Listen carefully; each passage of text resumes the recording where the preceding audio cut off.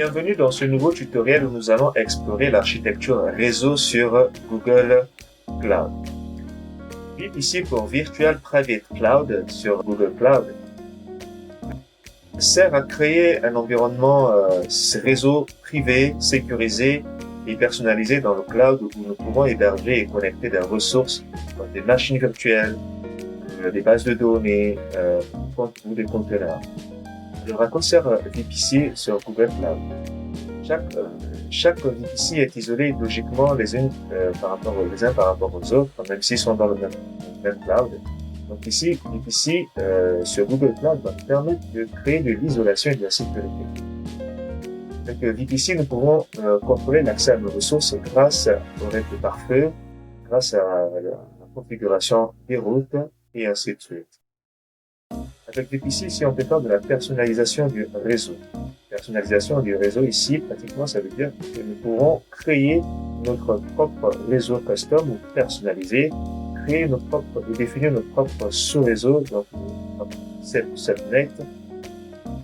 Et aussi, sur Google Cloud, sur VPC, nous pourrons ici créer des architectures complexes, telles que des architectures multi-régions, des architectures privées, publiques et bien d'autres architectures encore. Avec VPC, nous pourrons ici faire de la communication interne. Il faut comprendre que les ressources sous la même VPC peuvent communiquer entre elles sans passer par Internet. Exemple, vous avez une VM1 créée sous le réseau Toto, une VM2 créée sous le même réseau, et là, ces deux VM pourront communiquer entre elles sans avoir besoin de passer par Internet. Avec VPC, nous pourrons aussi contrôler l'accès à Internet grâce à des IP publics. Par exemple, une VM créée avec une adresse IP publique pourra communiquer avec Internet.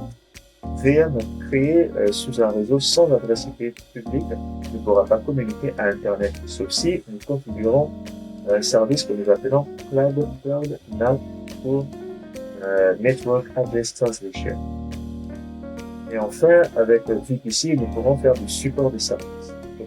VPC ici sur le cloud est utilisé par des services tels que Compute Engine, Kubernetes Engine, App Engine et ainsi de suite. Retrouvez ces services en allant dans le menu Sandwich.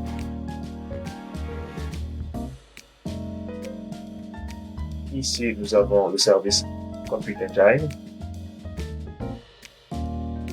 Kubernetes Engine, Cloud Storage,